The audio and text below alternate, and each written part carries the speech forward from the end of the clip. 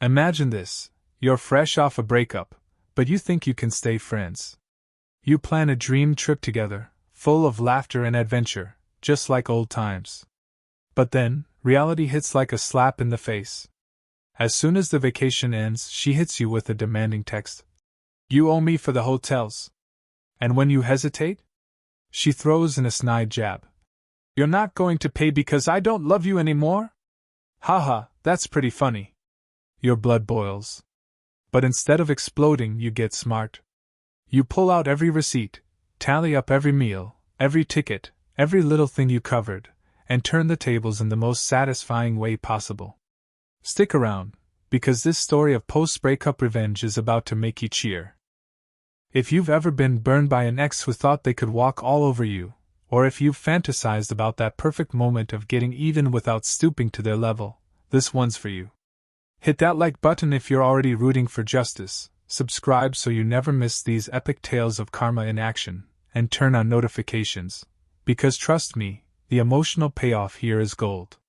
Let's dive into how one guy's calculated comeback left his ex regretting her words forever.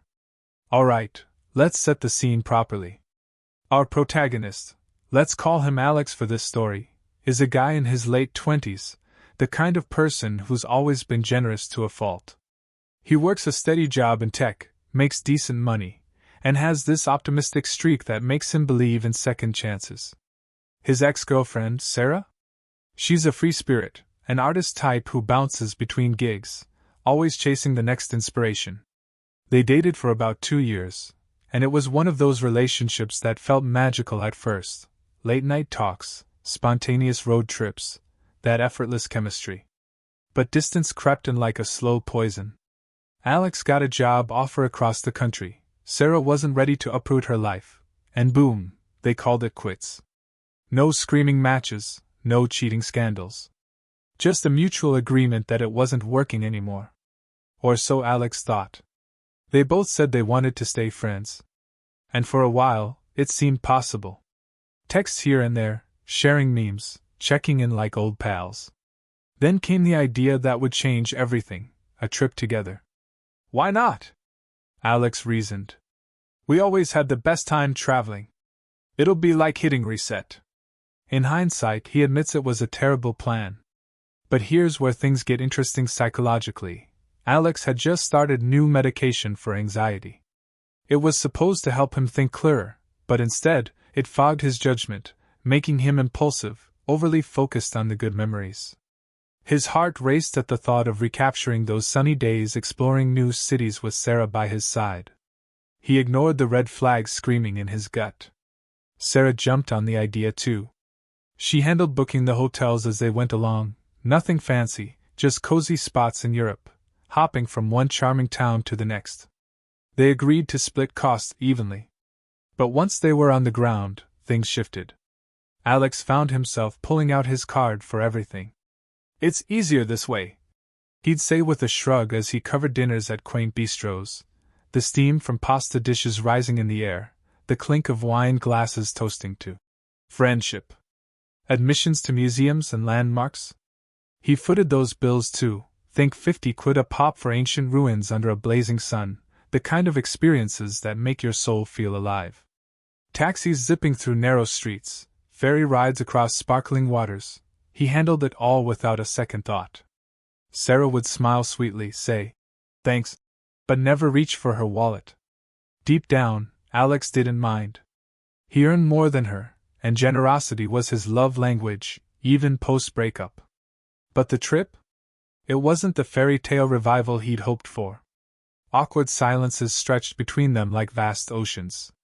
Sarah seemed distant, checking her phone constantly, laughing at inside jokes that didn't include him. Alex felt a knot twisting in his stomach, that familiar ache of rejection bubbling up. He'd clench his fists under the table during meals, forcing a smile while his mind raced. Why did I think this would work? Am I just torturing myself? The laughter from their past trips felt like echoes now, hollow and far away. By the end, he was exhausted, emotionally drained, counting down the hours until his flight home. And then, the hammer dropped. He hadn't even boarded his plane when his phone buzzed. It was Sarah. Hey, don't forget you owe me for the hotels. No. How was your flight? No. Thanks for everything. Just straight to the money. Alex stared at the screen, his thumbs hovering. His chest tightened, a flush of heat rising to his face. No problem. He typed back, trying to keep it civil. I'll work out what I owe, subtracting the admissions and stuff I covered. Her reply came lightning fast, and it hit like a gut punch. You're not going to pay because I don't love you anymore? Haha, that's pretty funny. Alex froze in the airport lounge, the hum of announcements and rolling suitcases fading into white noise. His heart pounded in his ears, palms slick with sweat. Bitcha doesn't even cover it. It was cruel, dismissive, laced with that mocking, haha, like his feelings were a joke. In that moment, something snapped. All the times he'd bitten his tongue during the trip, all the generosity he'd shown, flashed before him. She wasn't seeing him as a friend. She was treating him like a walking ATM, expecting the perks of their old relationship without the emotional investment. The betrayal stung deep, tapping into that universal pain of being undervalued, disrespected by someone you once trusted. Who hasn't felt that powerless rage when an ex twists the knife just because they can? But Alex wasn't powerless. No, this was his turning point. Back home, he paced his apartment, the city lights blurring through rain-streaked windows. His mind churned with internal dialogue. She thinks I'm a pushover? Fine. Let's play fair for once. He wasn't going to lash out or stoop to insults. Instead, he'd use cold, hard facts. Numbers don't lie. He dove into his expenses like a detective on a mission. Receipts piled on his desk. That £50 museum ticket where they'd wandered hand in hand, well, almost. The ferry ride with waves crashing against the hull, salt spray in the air. Dinners where candlelight flickered across her face as she barely acknowledged his stories. He scanned them all, tallied every penny spent on her behalf. No exaggeration, just precision. His fingers flew across the calculator, the soft clicks echoing his growing resolve.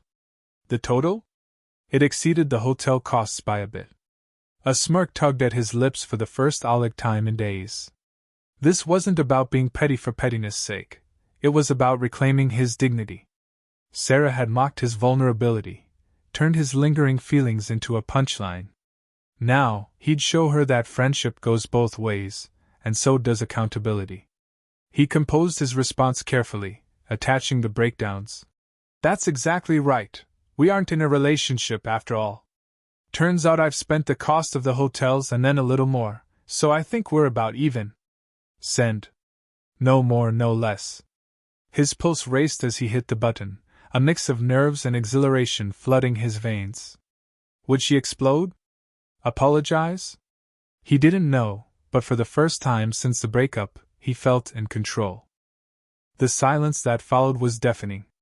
Days turned into weeks, and not a single text from Sarah. No furious rant, no pleading for the money. Just nothing. Alex imagined her face when she opened that message, eyes widening in shock, cheeks flushing with humiliation as the receipts laid bare her entitlement. Maybe she slammed her phone down, muttering curses under her breath. Or perhaps she stared at the screen, the weight of her own words crashing down, that ha-ha, now echoing back at her like a bad joke. For Alex, it was pure catharsis. He leaned back in his chair that night, a deep breath escaping his lungs, tension melting from his shoulders like ice under the sun. No more second-guessing, no more what-ifs.